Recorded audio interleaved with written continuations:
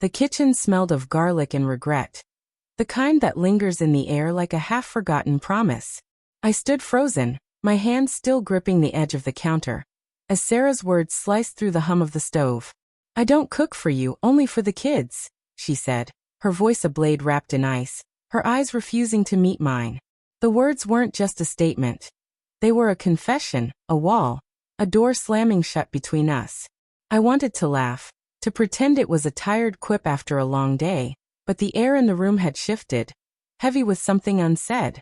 Our home, once a sanctuary of laughter and crayon-scribbled walls, felt like a stage now, every creak of the floorboards a cue for the next act. The kids were upstairs, their giggles muffled by the ceiling, oblivious to the fracture forming below. I watched Sarah stir the pasta, her movements mechanical, her auburn hair catching the dim light above the sink. She'd been distant for months. Late nights at the office, cryptic texts she'd dismiss as work stuff, a smile that never reached her eyes. I'd chalked it up to stress, to the grind of raising 2 kids under 6. But standing there, her words echoing in my skull, I felt the ground tilt beneath me.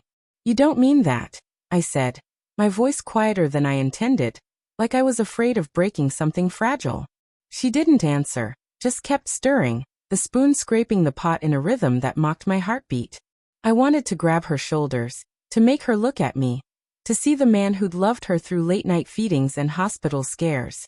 Instead, I stood rooted, my mind replaying every moment I'd ignored, the unanswered calls, the perfume I didn't recognize, the way she'd flinch when I touched her. The dining table was set for 3, a silent confirmation of her words. My plate was missing, a deliberate absence that stung more than her voice.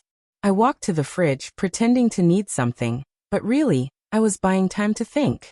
The cold air hit my face, sharp and grounding, as I stared at a half-empty jar of pickles. When had we stopped being a team? When had us become me and the kids? Dinner was a performance. Sarah called Emma and Lucas down, her tone bright. A mask slipped on effortlessly.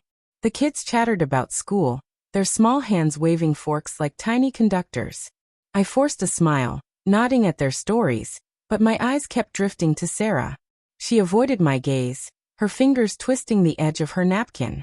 "Pass the sauce, please," I said, testing her. She slid it across without a word, her hand brushing mine for a split second. A touch that felt like a stranger's.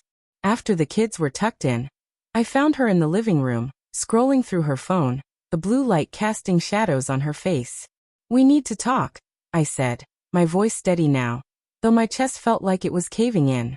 She sighed, setting the phone down with a deliberateness that made my skin prickle. "What's there to say, Mark?" she asked, her tone weary, like I was the one exhausting her. I sat across from her, the couch a chasm between us. "Why'd you say it?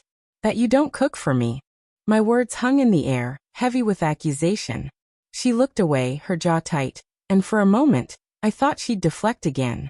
But then she spoke, her voice low, almost a whisper. "Because it's true. I don't know how to do this anymore." "Do what?" I pressed, my pulse hammering. "Be my wife." Her silence was louder than any answer. I leaned forward, searching her face for the woman I'd married. The one who'd danced barefoot in this same room to a song only we knew. "Is there someone else?" I asked, the question burning my throat like whiskey. Her eyes flicked to mine, wide and unguarded for a fleeting second, and that was all I needed. The truth was there, raw and jagged, cutting through years of trust. "His name's David," she said finally, her voice breaking. "From work. It wasn't supposed to happen." Each word was a brick, building a wall I couldn't climb. I wanted to yell, to demand how she could throw us away, but my voice caught, tangled in grief and rage. Instead, I stood, my hands shaking, and walked to the mantel where our wedding photo sat. Her smile in that frame mocked me now. "Then why stay?" I asked, turning to face her. Her eyes were wet, but her face was resolute, like she'd made peace with her choice long before this moment. "For the kids," she said simply, and the room spun. I didn't yell. I didn't break anything. Instead, I walked to the front door, grabbed my coat, and stepped into the night. The cold bit at my skin, but it was nothing compared to the ache in my chest. As I stood on the porch, the house behind me glowing with warmth I no longer belonged to. I realized the betrayal wasn't just David. It was her choice to stay, to cook for our kids, to live a lie in the home we'd built.